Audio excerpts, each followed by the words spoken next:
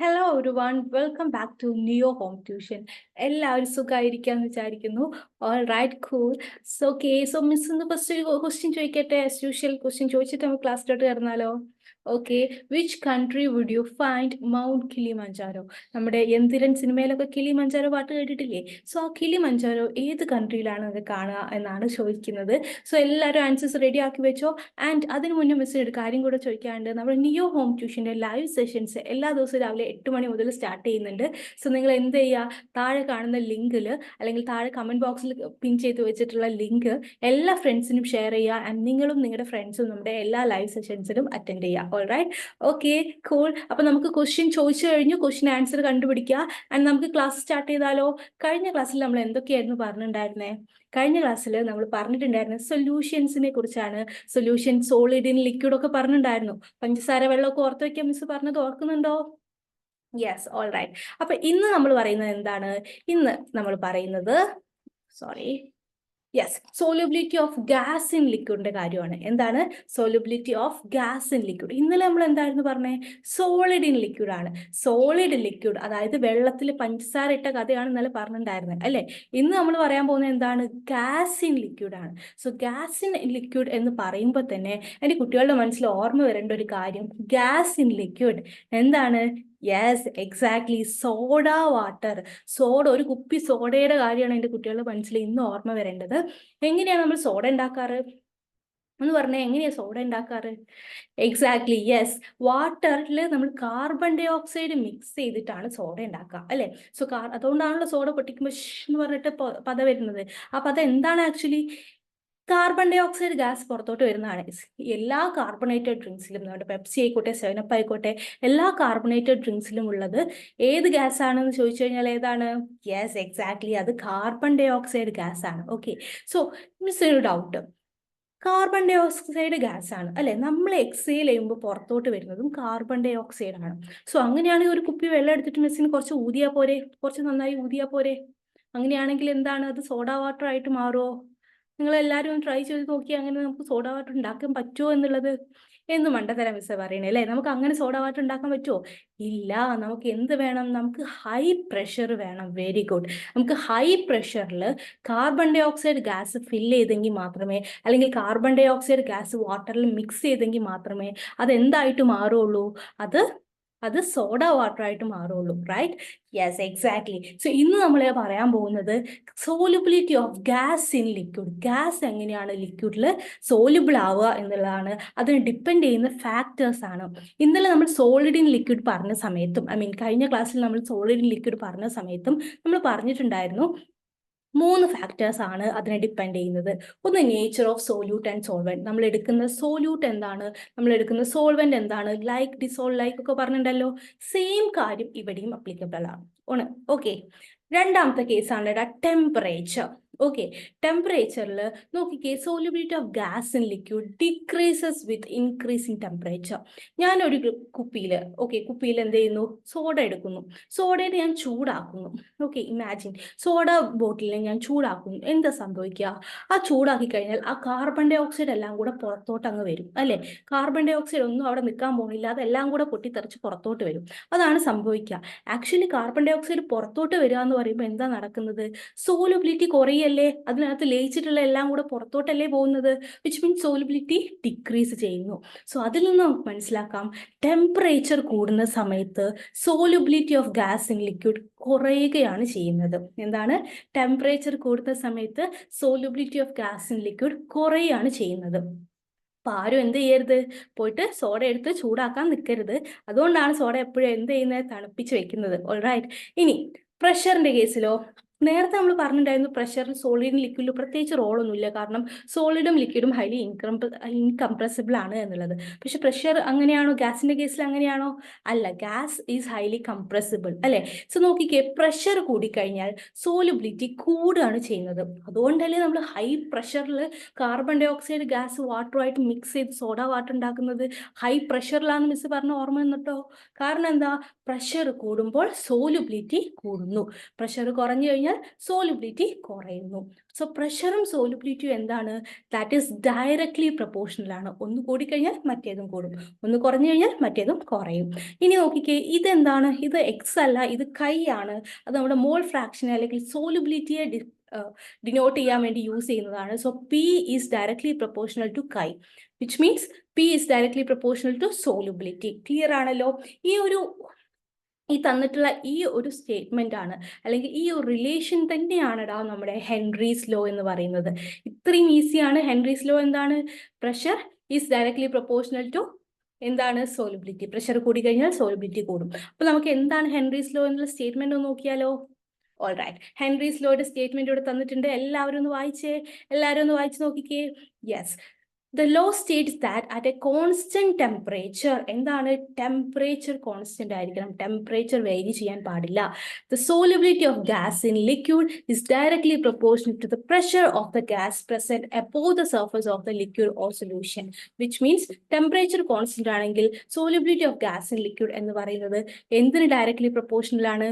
പ്രഷറിന് directly proportional ആണ്. P is directly proportional to chi. So ഈ proportionality sign മാറ്റാൻ വേണ്ടി നമ്മൾ എന്ത് കൊണ്ടുവരണം? ഒരു കോൺസ്റ്റന്റ് ഇൻട്രൊഡ്യൂസ് ചെയ്യണം, അല്ലെ? സോ ദാറ്റ് നമുക്ക് എന്ത് ചെയ്യാം? ഇവിടെ ഈക്വൽ ടു ഇടാൻ പറ്റും. So P is equal to K H. ഇതാണ് ഇവിടുത്തെ കോൺസ്റ്റന്റ്. എന്താണ്? Henry's constant, K H into chi. So ഇതാണ് എന്തെന്ന് ചോദിച്ചാൽ നമ്മുടെ ഹെൻറീസ് ലോ. സോ ഹെൻറീസ് ലോയുടെ സ്റ്റേറ്റ്മെന്റും ഈ ഒരു ഇക്വേഷനും എഴുതി കഴിഞ്ഞാൽ നിങ്ങൾക്ക് എത്ര മാർക്ക് കിട്ടും? എത്ര മാർക്കിനാണോ ചോദിച്ചിട്ടുള്ളത് അത്ര മാർക്ക് കിട്ടും. മാക്സിമം 3 or 2 മാർക്സിനൊക്കെയാണ് ചോദിക്കാറ്. ഓൾ റൈറ്റ്, ക്ലിയർ ആണല്ലോ? എല്ലാവർക്കും ക്ലിയർ ആണല്ലോ എന്താണ് ഹെൻറീസ് ലോ എന്നുള്ളത്? Very good. ഓക്കെ, ഇനി നമ്മൾ ഈ ഇക്വേഷനെ P equal to K H into chi എന്നുള്ള ഇക്വേഷനെ നമ്മൾ സ്ട്രെയിറ്റ് ലൈൻ്റെ ഇക്വേഷനുമായിട്ട് കമ്പയർ ചെയ്യാൻ പോകുന്നു. എന്താണ് straight line equation? Yes, very good. എന്താണ്? y equal to M X plus C എന്നുള്ളതാണ് ഒരു സ്ട്രെയിറ്റ് ലൈൻ്റെ ഇക്വേഷൻ. നമ്മൾ എല്ലാവരും മാത്സിൽ പഠിച്ചതാണ്, അല്ലേ? സോ ആ രണ്ട് ഇക്വേഷനും കൂടെ നമ്മൾ ഇവിടെ ഇക്വേറ്റ് ചെയ്യാൻ പോവുകയാണ്. സോ y ആക്സിസിൽ എന്താ എടുക്കുന്നത്? പി, പ്രഷർ, അല്ലേ? അപ്പോൾ y ആക്സിസിൽ എന്ത് വരച്ചു മിസ്? പ്രഷർ വരച്ചു. ഇനി നോക്കിക്കേ, എക്സ് ആക്സിസിൽ എന്താ എടുക്കുന്നത്? കൈ, സോലിബിലിറ്റി എക്സ് ആക്സിസിൽ വരച്ചു. ഓക്കെ, ഇനി ഇവിടുത്തെ എം എന്ന് പറഞ്ഞാൽ എന്താണ്? എം എന്ന് പറഞ്ഞാൽ ഇവിടുത്തെ സ്ലോപ്പ് ആണ്, y ഇന്റർസെപ്റ്റ് ആണ്. അതെന്താണ്? കെ എച്ച് ആയിട്ട് എടുക്കുന്നു. So y equal to M X plus C എന്നുള്ളതാണ് നമ്മുടെ സ്ട്രെയിറ്റ് ലൈൻ ഇക്വേഷൻ. ഇവിടെ P equal to K H into chi മാത്രമേ ഉള്ളൂ, പ്ലസ് ഒന്നുമില്ല. അപ്പൊ പ്ലസ് എന്ത് ചെയ്യാം? നമുക്ക് 0 ആയിട്ട് എടുക്കാം. ഓക്കെ, ക്ലിയർ ആണല്ലോ? All right. ഓക്കെ, ഇനി നമ്മൾ എന്ത് ചെയ്യുന്നു? സ്ലോപ്പ് കാണുന്നു. സ്ലോപ്പ് നോക്കിക്കേടാ.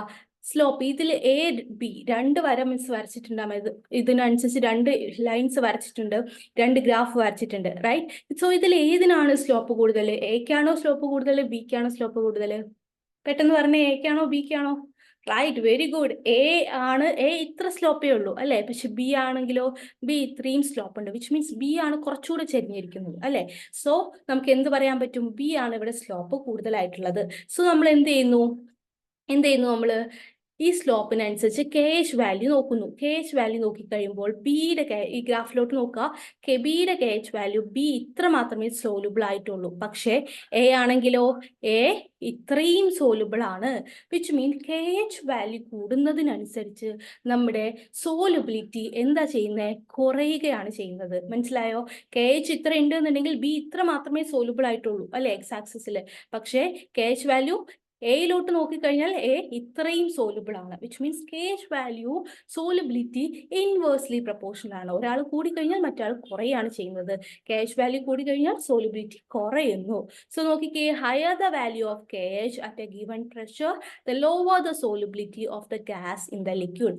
കെ എച്ച് വാല്യൂ കൂടുതലാണെങ്കിൽ സോലുബിലിറ്റി കുറയുകയാണ് ചെയ്യുന്നത്. ഇത് ക്ലിയർ ആണ് എന്ന് വിചാരിക്കുന്നു. All right, yes.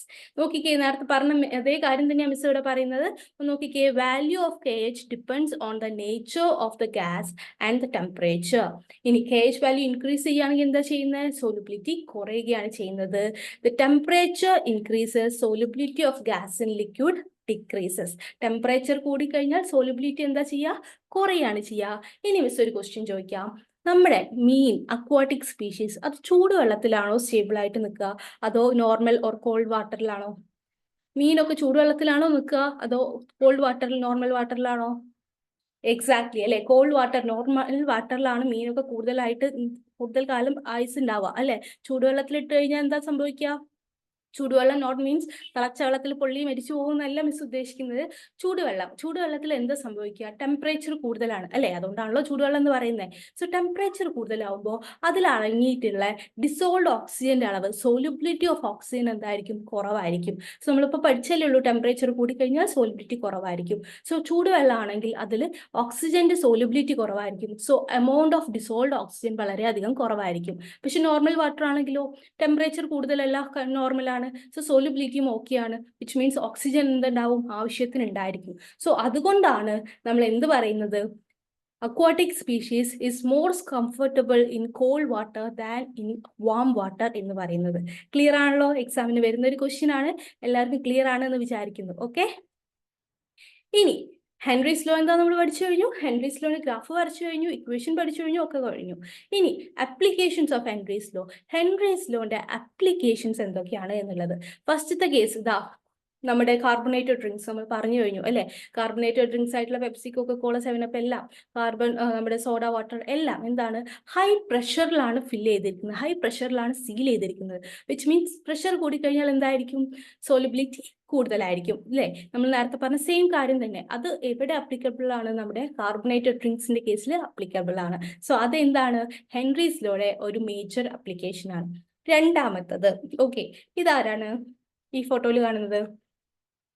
ഇത് നമ്മുടെ സ്ക്യൂബ ഡൈവർ ആണ് അല്ലെ. Scuba diverse. So scuba diverse എന്താ ചെയ്യുന്നത്? അവർ ഡീപ് സീലാണ് അല്ലെ, ഏറ്റവും കടലിന്റെ അടിത്തട്ടിൽ പോയിട്ട് അതിനെക്കുറിച്ച് പഠനം നടത്തുന്നവരാണ്. അതിനെക്കുറിച്ച് പല പേർപ്പസിന് വേണ്ടി താഴെ പോകുന്നവരാണ്. സോ അവരെന്താണ്? അവര് കടലിന്റെ അടിയിൽ നിൽക്കുന്നവര്. സോ കടലിന്റെ അടിയിൽ എന്താണ്? ഹൈ പ്രഷർ ആണ് അല്ലെ. കടലിന്റെ അടിയിൽ ഹൈ പ്രഷർ ആണ്. സോ ഹൈ പ്രഷറിൽ അവർക്ക് ശ്വസിക്കാൻ പറ്റില്ല. അതുകൊണ്ട് തന്നെ അവരെന്ത് ചെയ്യുന്നു? ഒരു ഓക്സിജൻ സിലിണ്ടേഴ്സുമായിട്ടാണ് പോകുന്നത് അല്ലെ. ഈ ഓക്സിജൻ സിലിണ്ടറിൽ ഏതൊക്കെ ഗ്യാസുകളാണ് ഫിൽ ചെയ്തിട്ടുള്ളത്? ഓക്സിജൻ മാത്രമാണോ?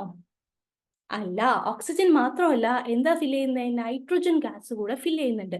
എന്തിനാ നൈട്രോജൻ ഗ്യാസ് ഫില്ല് ചെയ്യുന്നതെന്ന് ചോദിച്ചു കഴിഞ്ഞാൽ, nitrogen is an inert gas. Nitrogen ഒരു ഇനേർട്ട് ഗ്യാസ് ആണ്. ഓക്സിജൻ മാത്രം ഫില്ല് ചെയ്താൽ മതിയോ ചോദിച്ചു കഴിഞ്ഞാൽ എന്താ?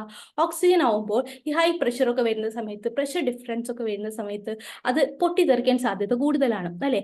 അതുകൊണ്ടാണ് അതിനെ ഇനേർട്ട് ആക്കാൻ വേണ്ടിയിട്ട് നമ്മൾ കുറച്ച് നൈട്രോജൻ ഗ്യാസ് കൂടെ ഫില്ല് ചെയ്യുന്നത്. ഓക്കെ, ഇനി ഈ നൈട്രോജൻ ഗ്യാസ് ഫില്ല് ചെയ്യുന്ന സമയത്ത് ഉണ്ടാവുന്ന ചില പ്രശ്നങ്ങൾ എന്താണെന്ന് വെച്ചാൽ, നമ്മളത് ബ്രീത്ത് ചെയ്യുന്ന സമയത്ത് നമ്മൾ ഓക്സിജനും ബ്രീത്ത് ചെയ്യുന്നുണ്ട്, അലോങ് വിത്ത് നൈട്രോജനും ബ്രീത്ത് ചെയ്യുന്നുണ്ട് അല്ലെ. ആ ഓക്സിജൻ ഓക്കെ നമ്മുടെ ബോഡിക്ക് ആവശ്യമാണ്, നമ്മുടെ എല്ലാ സെൽസിനും ആവശ്യമാണ്. പക്ഷെ നൈട്രോജൻ ആവശ്യമുണ്ടോ? ഇല്ല, നൈട്രോജൻ നമ്മുടെ ബോഡിക്ക് ആവശ്യമില്ല. അപ്പൊ ഈ നൈട്രോജൻ നമ്മൾ താഴെ ഡീപ്പ് ഡൈവിംഗ് ഒക്കെ കഴിഞ്ഞ് മുകളിലോട്ട് വരുന്ന സമയത്ത് എന്താ സംഭവിക്കുക എന്നറിയോ? ഈ നൈട്രോജൻ നമ്മുടെ പ്രഷർ കുറഞ്ഞു വരുന്ന സമയത്ത്, മുകളിലോട്ട് വരുന്ന സമയത്ത് നമ്മുടെ വെയിൻസിലൊക്കെ ബബിൾസ് ഫോം ചെയ്യും. നമ്മുടെ ബ്ലഡ് വെസൽസിലൊക്കെ എന്ത് ചെയ്യും? നൈട്രോജൻ ബബിൾസ് ഫോം ചെയ്യാൻ പറ്റും. ആ നൈട്രോജൻ ബബിൾസ് ഫോം ചെയ്യുന്നത് അത് ബെൻഡ് എന്ന് പറയുന്ന ഒരു സിറ്റുവേഷനിലോട്ട് ലീഡ് ചെയ്യും. അതായത് ഹൈലി പെയിൻഫുൾ ആയിട്ടുള്ള ഒരു സിറ്റുവേഷനിലോട്ട് ലീഡ് ചെയ്യും. ഓക്കെ, ആൻഡ് ആ ഒരു സിറ്റുവേഷനെയാണ് നമ്മൾ എന്ത് വിളിക്കുക? ബെൻഡ് എന്ന് വിളിക്കുക. ബെൻഡ്, ഹൈലി പെയിൻഫുൾ ആയിട്ടുള്ള, നമ്മുടെ ഡീപ് സീ ഡൈവിംഗ് ഒക്കെ കഴിഞ്ഞ് മുകളിലോട്ട് വരുന്ന സമയത്ത് നമുക്ക് എല്ലാ മസിൽസും, നമ്മുടെ എല്ലാ ബോഡി മൊത്തത്തിൽ വേദനിക്കാൻ തുടങ്ങും. കാരണം എന്താ? ആ നൈട്രോജൻ ബബിൾസ് ഫോം ചെയ്യുന്നതുകൊണ്ടാണ്. സോ ഈ ഒരു കണ്ടീഷൻ ഒഴിവാക്കാൻ വേണ്ടിയിട്ട് നമ്മൾ എന്ത് ചെയ്യുന്നു? നൈട്രോജന്റെ കൂടെയും ഓക്സിജന്റെ കൂടെയും എല്ലാം നമ്മൾ ഹീലിയം കൂടി ഫില്ല് ചെയ്യുന്നു. ഹീലിയം കൂടെ ഫില്ല് ചെയ്യുന്ന സമയത്ത് എന്താ സംഭവിക്കുക? ഈ ഒരു സിറ്റുവേഷൻ നമുക്ക് ഒഴിവാക്കാൻ പറ്റും. ഇതാണ് ബെൻഡ്. ഇത് എന്തിന്റെ അടിസ്ഥാനത്തിലാണ് വർക്ക് ചെയ്യുന്നത് ചോദിച്ചു കഴിഞ്ഞാൽ, നമ്മുടെ ഹെൻറീസ് ലോയുടെ അടിസ്ഥാനത്തിലാണ്. ഇനി നോക്കിക്കേ, മൂന്നാമത്തെ application, people living in high altitude or climbers. ഈ ഹൈ ഓൾട്ടിറ്റ്യൂഡിലൊക്കെ താമസിക്കുന്ന സമയത്ത് എന്താ ഉണ്ടാവുക? ഹൈ ഓൾട്ടിറ്റ്യൂഡിൽ പ്രഷർ കൂടുതലാണോ കുറവാണോ? ഹൈ ഓൾട്ടിറ്റ്യൂഡിൽ പ്രഷർ കുറവാണ്, റൈറ്റ്. അവിടെ പ്രഷർ കുറവാണ്, അതുകൊണ്ട് തന്നെ അവിടെ അടങ്ങിയിട്ടുള്ള എമൗണ്ട് ഓഫ് ഡിസോൾഡ് ഓക്സിജൻ എന്തായിരിക്കും? സോലിബിലിറ്റി ഓഫ് ഓക്സിജൻ എന്തായിരിക്കും? കുറവായിരിക്കും അല്ലേ. Very good. സോ അവിടെ കുറച്ച് ഓക്സിജനെ അറ്റ്മോസ്ഫിയറിൽ ഉണ്ടാവുള്ളൂ. അപ്പം നമ്മൾ എത്ര ബ്രീത്ത് ചെയ്താലും നമ്മുടെ ബോഡിക്ക് ആവശ്യത്തിനനുസരിച്ചുള്ള ഓക്സിജൻ കിട്ടില്ല. ഓക്കെ, നമുക്ക് ആവശ്യത്തിന് വേണ്ടി നമ്മുടെ ബോഡി ഫങ്ഷൻ ചെയ്യാൻ വേണ്ടിയിട്ടുള്ള പ്രോപ്പർ എമൗണ്ട് ഓഫ് ഓക്സിജൻ നമുക്ക് കിട്ടാതെ വരും. അങ്ങനെ കിട്ടാതെ വരുന്ന സമയത്ത് ഒരുപാട് കാലം അല്ലെങ്കിൽ ഒരുപാട് സമയം ഇതേ സിറ്റുവേഷൻ കണ്ടിന്യൂ ചെയ്തുകൊണ്ടിരുന്നാൽ നമ്മുടെ ബോഡി എല്ലാം കംപ്ലീറ്റ്ലി വീക്ക് ആവാൻ തുടങ്ങും. നമുക്ക് പ്രോപ്പറായിട്ട് തിങ്ക് ചെയ്യാൻ പറ്റില്ല, നമ്മുടെ ബോഡി പ്രോപ്പറായിട്ട് ഫങ്ഷൻ ചെയ്യില്ല. ഓക്കെ, ആ ഒരു കണ്ടീഷനെയാണ് നമ്മൾ എന്ത് വിളിക്കുക? അനോക്സിയ എന്ന് വിളിക്കുക. എന്താ വിളിക്കുക? അനോക്സിയ. ഇത് മെയിൻ ആയിട്ട് ഫീൽ ചെയ്യുന്നത് ഈ ക്ലൈംബേഴ്സിനും അതുപോലെ തന്നെ ഹൈ ഓൾട്ടിറ്റ്യൂഡിൽ താമസിക്കുന്ന ചെയ്യുന്നവർക്കൊക്കെയാണ്. നമ്മൾ തന്നെ ഇപ്പോൾ ഒരു ചെറിയ ഓൾട്ടിറ്റ്യൂഡിലോട്ട് പോയി കഴിഞ്ഞാൽ, കുറച്ച് ഹൈറ്റിലോട്ട് പോയി കഴിഞ്ഞാൽ നമുക്ക് തന്നെ പ്രോപ്പറായിട്ട് ബ്രീത്ത് ചെയ്യാൻ പറ്റില്ല. കാരണം എന്താ, നമ്മുടെ ശരീരത്തിന് ആവശ്യത്തിനുള്ള ഓക്സിജൻ നമുക്ക് കിട്ടാതെ വരും. ഓക്കെ, സോ ഇതാണ് അതിൻ്റെ ഡീപ്പ് എക്സ്പ്ലനേഷൻ. എല്ലാവരും വായിച്ചു നോക്കുക. മിസ് ഇപ്പോൾ പറഞ്ഞ സെയിം കാര്യങ്ങളൊക്കെ തന്നെ അവിടെ എഴുതിയിട്ടുള്ളത്. സോ എല്ലാവർക്കും ക്ലിയർ ആണ് എന്ന് വിചാരിക്കുന്നു. ഓൾറൈറ്റ്, സോ ഓക്കെ ആണല്ലോ, എല്ലാവരും ഓക്കെ ആണല്ലോ? നമ്മളിന്ന് പറഞ്ഞ എന്തൊക്കെയാണ്? നമ്മളിന്ന് പറഞ്ഞിട്ടുള്ളത് എന്താണ് gas in liquid, solubility of gas in liquid, അതിനെ ഡിപ്പെൻഡ് ചെയ്യുന്ന ഫാക്ടേഴ്സ്. ആൻഡ് ഹെൻറീസ് ലോ എന്താന്ന് പറഞ്ഞു, സ്റ്റേറ്റ്മെന്റ് പറഞ്ഞു, ഗ്രാഫ് വരച്ചു. ഹെൻറീസ് ലോന്റെ ഏറ്റവും ഇമ്പോർട്ടൻ്റ് ആയിട്ടുള്ള 3 അപ്ലിക്കേഷൻസ് പറഞ്ഞു. ഇത്രയും കാര്യങ്ങളാണ് നമ്മൾ പറഞ്ഞിട്ടുള്ളത്. എല്ലാ സ്റ്റുഡൻസിനും എല്ലാ കുട്ടികൾക്കും ക്ലിയർ ആണ് എന്ന് വിചാരിക്കുന്നു. ഓൾറൈറ്റ്, മിസ് ഒരു ക്വസ്റ്റ്യൻ ചോദിച്ചിട്ടുണ്ടായിരുന്നല്ലോ, നമ്മുടെ കിളിമഞ്ചാരോ അല്ലേ? ഓൾറൈറ്റ്, എവിടെയാണ് നമ്മുടെ കിളിമഞ്ചാരോ സ്ഥിതി ചെയ്യുന്നതെന്നാണ്, ഏത് രാജ്യത്താണ് എന്നുള്ളതായിരുന്നു. എവിടെയാണ്? എല്ലാവർക്കും ആൻസർ കിട്ടിയോ? Yes, very good. The right answer is Tanzania. ടാൻസാനിയയിലാണ് നമ്മുടെ കിളിമഞ്ചാരോ നമുക്ക് കാണാൻ പറ്റുന്നത്. ഓൾറൈറ്റ്, സോ നേരത്തെ മിസ് പറഞ്ഞ കാര്യം മറക്കണ്ട. നമ്മുടെ ലിങ്ക്, നമ്മുടെ ക്ലാസ്സിന്റെ ലൈവ് ക്ലാസ്സിന്റെ ലിങ്ക് താഴെ പിൻ ചെയ്ത് വെച്ചിട്ടുണ്ട്. അപ്പോൾ എന്ത് ചെയ്യുക, എല്ലാവരും ഫ്രണ്ട്സിന് ഷെയർ ചെയ്യുക. ഷെയർ ചെയ്താൽ മാത്രം പോരാ, നമ്മുടെ ക്ലാസ്സിന് എല്ലാവരെയും മിസ് ക്ഷണിക്കുകയാണ്. എല്ലാവരും നമ്മുടെ ക്ലാസ്സിന് ഉണ്ടാവുകയും വേണം. ഓൾറൈറ്റ്, സോ ഇന്നത്തെ ക്ലാസ് ഇത്രയേ ഉള്ളൂടാ. എല്ലാവർക്കും ക്ലിയർ ആണെന്ന് വിചാരിക്കുന്നു. അടുത്ത ക്ലാസ്സിൽ ഒരു പുതിയ ടോപ്പിക്കുമായിട്ട് നമുക്ക് എന്ത് ചെയ്യാം, വീണ്ടും കാണാം. അതുവരെ all right, take care. Okay, thank you so much everyone.